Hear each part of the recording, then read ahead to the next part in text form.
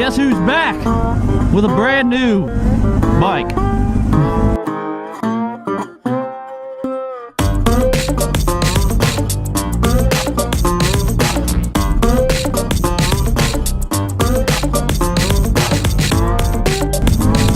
A brand new old bike.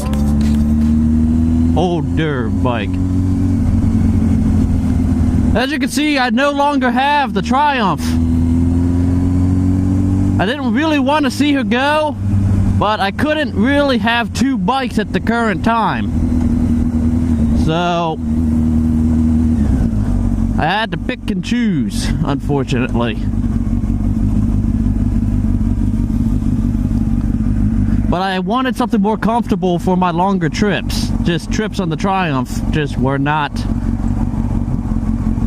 They weren't the most relaxing thing on the planet, let's just say that. So what did I get?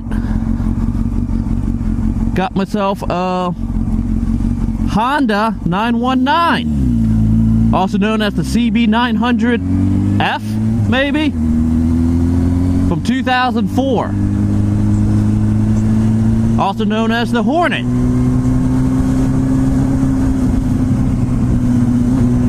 The 900 Hornet, I think it's what the Europeans call it. I could be wrong. You Europeans, if you're watching, can correct me.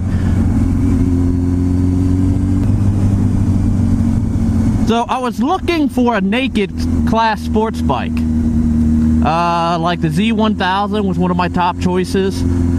Speed triple, of course. Wanted to find a speed triple. What else? I was looking at the SVs, the FZs,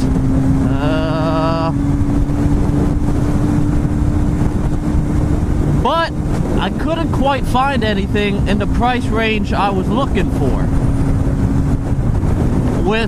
in the shape I was looking for, really. There were FZs out there, but FZs are kind of pricey. They're a fairly sought after bike. A lot of people are looking for them, a lot of people are buying them, so the prices seem to reflect that. So I didn't really know about this bike. This bike wasn't really on the radar at all.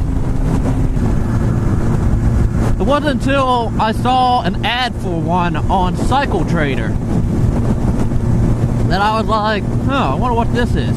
At first I thought it was some kind of weird cruiser, but then when upon closer examination, I noticed the tank and fairing design wasn't cruiser-ish. It was definitely sport bike-ish.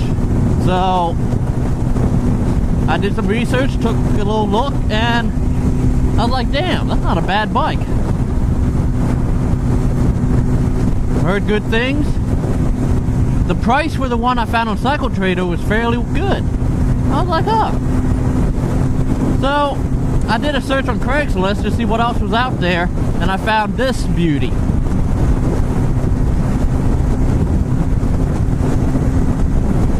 For a really good price, too.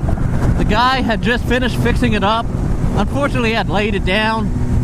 No salvage title, though. He had just laid it down. He just finished fixing it up.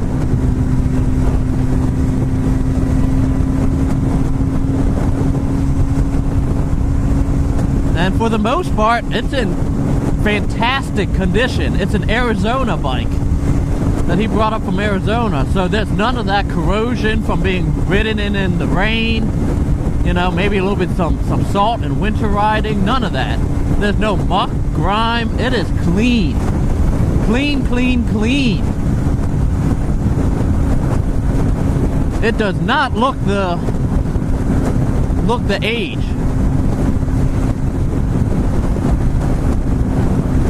This bike would be the equivalent of a garage-kept, fair day, sunshine use only bike here in Maryland. That's saying a lot. These motors are known to be reliable. So I'm pretty happy with my purchase. It's pretty much exactly what I want, other than not being a Triumph. I really would like to have had a newer speed triple, but For the price I got this bike at, yeah, I can't complain. It is so smooth, guys. Coming from the Daytona, whew. People complain about a buzz at like 5,000 RPMs. Compared to the Daytona, that buzz, let me put it to you this way. That buzz at 5,000 RPMs, which is the buzziest this bike ever gets, the absolute buzziest this bike ever gets, is the smoothest that the Daytona ever got. That's right. The buzziest this bike ever gets is the absolute smoothest the Daytona ever gets. Think about that.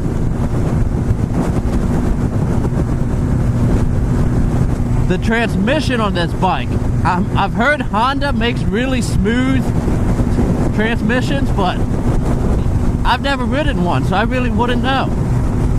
It's very snick, goes right on in, very little effort. The Daytona had straight cut teeth, so you kind of had to jam it in there.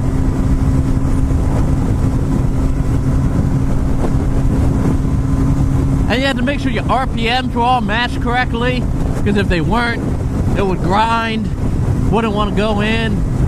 And it wasn't a fun bike, don't get me wrong, but it was just a different experience.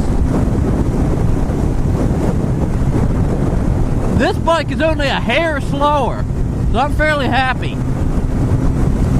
The Daytona had a quarter mile of like 10.7, 10.8. This has a quarter mile of about 10.1, 10.2. So it's just a little bit slower, half a second slower. But you could probably attribute that to not having a fairing. Once you get up to like 100 miles an hour, 80 miles an hour, this bike has to work a little harder. It's also down like 20 some horsepower. But I'm hoping with an exhaust and a tune, I could probably make up the difference, maybe 10 horsepower possibly. So hope you guys like the bike. Until next time, keep the shiny side up. Let me know what you think of my purchase. I got the bike for $2,300. Everything else was going for about $3,000. So I feel like I got a steal for it. Keep the shiny side up, guys. Peace.